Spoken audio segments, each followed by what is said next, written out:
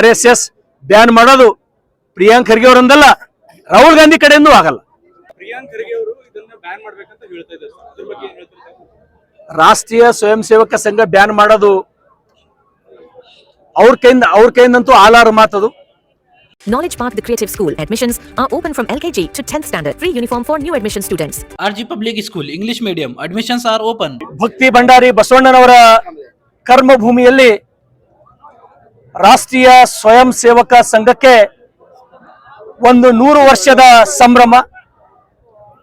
ಇವತ್ತು ಸಾವಿರಾರು ಕಾರ್ಯಕರ್ತರು ರಾಷ್ಟ್ರೀಯ ಸ್ವಯಂ ಸೇವಕ ಸಂಘಕ್ಕೆ 100ರ ಸಂಭ್ರಮದ ಖುಷಿಯಲ್ಲಿ ಬಸವ ಕಲ್ಯಾಣದ ನಗರದ ಪ್ರಮುಖ ಎಲ್ಲ ಬೀದಿಗಳಲ್ಲಿ ಗಣವೇಷಗಳನ್ನು ಧರಿಸಿ ಪಥಸಂಚಲನವನ್ನ ಅತ್ಯಂತ ಯಶಸ್ವಿಯಾಗಿ ಮಾಡಿದ್ದಾರೆ.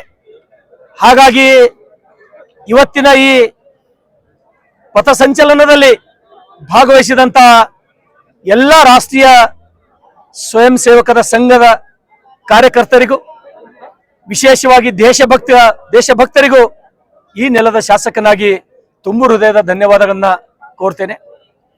ತಮ್ಮೆಲ್ಲರಿಗೂ ಗೊತ್ತಿರತಕ್ಕಂತ ವಿಚಾರ, ಸುಮಾರು 1925ರಲ್ಲಿ ಪ್ರಾರಂಭವಾದಂತಹ ರಾಷ್ಟ್ರೀಯ ಸ್ವಯಂ ಸೇವಕ ಸಂಘ RSS ದೇಶ ಕಟ್ಟತಕ್ಕಂತ ಕೆಲಸದಲ್ಲಿ ಮುಂಚೂಣಿಯಾಗಿ ಕೆಲಸ ಮಾಡಿ ಅನೇಕ ಜನ ಮಹಾನ್ ಪುರುಷರು, ಸತ್ಪುರುಷರು ಈ ದೇಶಕ್ಕಾಗಿ ಪ್ರಾಣವನ್ನು ಕೊಟ್ಟಿದ್ದು ನಾವ್ಯಾರೂ ಮರೆಯುವಂತಿಲ್ಲ. ಹಾಗಾಗಿ ಅನೇಕ ಜನರು, ಹೆಡ್ಗೇವಾರ್ ಇರ್ಬೋದು, ಗುರೂಜಿ ಇರ್ಬೋದು, ಪಂಡಿತ್ ದೀನ್ ದಯಾಳ್ ಉಪಾಧ್ಯಾಯರು ಇರ್ಬೋದು, ಶ್ಯಾಮಾ ಪ್ರಸಾದ್ ಮುಖರ್ಜಿ ಅವರು ಇರ್ಬೋದು, ಇವತ್ತು ಅವ್ರು ನಮ್ಮ ಮಧ್ಯೆ ಇಲ್ಲ.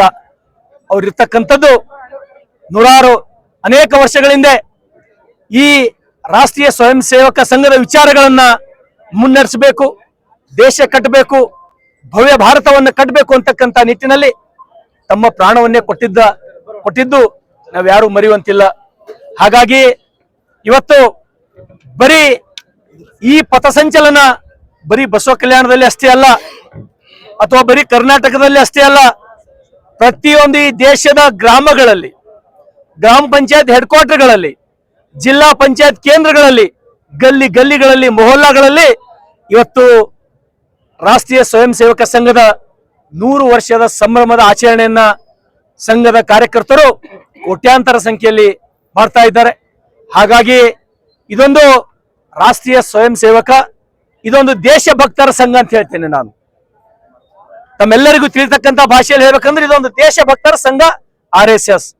ಹಾಗಾಗಿ ಇವತ್ತಿನ ಈ ರಾಷ್ಟ್ರೀಯ ಸ್ವಯಂ ಸೇವಕ ಸಂಘದ ಅನೇಕ ಕಾರ್ಯಚಟುವಟಿಕೆಗಳನ್ನ ನೋಡಿ ಕೆಲವರು ಟೀಕೆ ಟಿಪ್ಪಣೆ ಮಾಡ್ತಾ ಇದ್ದಾರೆ.